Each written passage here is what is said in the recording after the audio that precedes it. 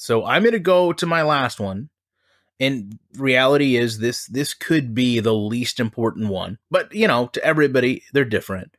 It does kind of tie into a lot of things that we've talked about, so it kind of encompasses those. But to me, it's red zone defenses. I don't see a lot of situations where running backs earn touchdowns at the goal line. I see a lot of situations where blocking just opens up. I see more untouched goal line touchdowns in Madden this year than ever before. And the untouched goal line run through a gap is relatively rare. The other side of this is, if we set aside the inside runs, from a defensive standpoint, for years, you can have a defense play really in the red zone the same way they would the 50-yard line, the same way they would the opposite 20. There's just no logic that defines they only have to protect the goal line. I've seen corners and safeties stand at the end of the end zone for no reason other than that, well, there's the zone I have. So I must go protect that zone. Never mind the fact that all the player has to do is cross the plane. To carry that to the offensive side, I think we've also known for years, it's so strange, like the goal of football, right? The goal of football is to get the ball across the plane. And if you watch any football game this year, no doubt you've had that moment through any team where they're sitting there, frame by frame by frame. Did the ball cross the goal line? Did the tip of it cross the plane so it can be a touchdown? It seems like it doesn't matter what happens afterwards, right? They could drop the ball, fumble the ball, doesn't matter. Lose control of the ball. All the tip of that ball has to do is cross the plane, and now we call it a touchdown. And in Madden, we don't have that capability. Players are meaninglessly unconnected to the actual objective of where the ball needs to go.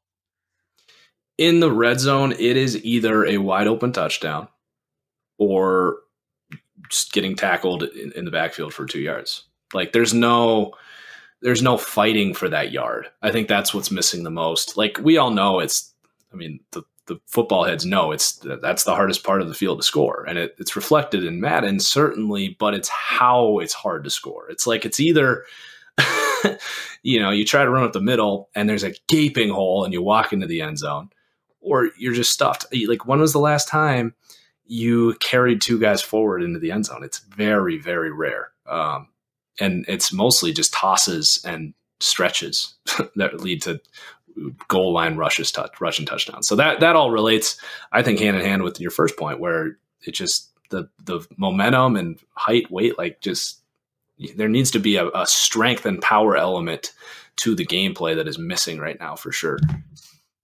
Well, all these things tie together. I mean, even if we go back to some of the points you made, if you had a fast, athletic running back that could get to the outside, you would have a real threat of, okay, I'm going to line up and I'm going to go for a sweep because I have players that are capable of doing that. In real NFL, doing that, you run the risk of, we're going to do this sweep, but if we've got a physical corner or we've got a corner and safety that can tackle, well, we could also lose 3 yards. In Madden, there's none of that risk. I'll run up the middle with to be fair to the point you exactly made, I would feel better running the ball with a smaller back on the goal line because I know his acceleration and his speed will likely be higher than my larger back. And the goal is not for him to actually run through anyone, but to just get to the line first before any other animation can take place where I'm sucked into a defensive line interaction, which is the exact opposite of how I should be thinking about this. I should be thinking to myself, I am going to go actually engage in contact with a nose tackle or a defensive lineman, but I am going to hit him with such force, I'm going to carry him into the end zone. And to bring up the wildcard game, since we did it, there was some talk actually during the game about how the Colts offensive line just manhandled the Texans. There was actually a point where they said Jadeveon Clowney should be embarrassed because he was 3 or 4 or 5 yards in the end zone and he was trying to swim to a point it did not matter. Why are you doing a swim move when you're already in the end zone? That is literally the epitome of what Madden does right now. Players do not react accordingly when they're either trying to cross or defend the goal line. And again, you cannot understate. It is the point of the game. I do have one more point. There is something we talked about, I guess, off the air that I did want to bring up because I thought it was a home run, and that is home field advantage. In that basically it's something that NCAA used to have. How often do we say that in these gameplay things? But it would be a way to authenticate the game, make it more realistic, and then also to just make it where specifically quarterbacks, we keep saying this, we want it to feel like when you're playing Tom Brady, he has a mental advantage as opposed to playing Mitch Trubisky. And a big way to do that would be home field advantage. You add longer animations to lower overall quarterbacks when you're trying to make adjustments at the line of scrimmage. You might make it where the receiver doesn't know what you're saying, or you try to change it to a streak and the animation plays and it doesn't actually change. You have to do it again, or you call a timeout, as we see so often when you're playing in Seattle, you're playing in Kansas City. I don't know if you necessarily affect accuracy. You could. I don't know if I'm necessarily against that. And then on the flip side, when you watch these great teams playing at home, what is it that gives home teams those great advantages? A big part of that is the pass rush and the QB cadence and the ability of the D-line to not just be fired up because of, they're playing at home and their fans are screaming for them, but you actually, as an offensive team, have to change your snap count to be a physical thing as opposed to a vocal thing. And you'll see guards tapping the center's knee, or a quarterback hitch his leg, and that is a tell for the defense to get a better jump. That is not really reflected as much in Madden. So I don't think I don't know if you have any other points on that, or if you want me to just keep going.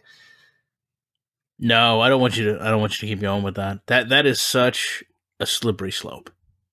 Let me say, not to totally poo-poo your point. I agree with you. There's a lot of things that could and should be done there. But some of the things you said, literally,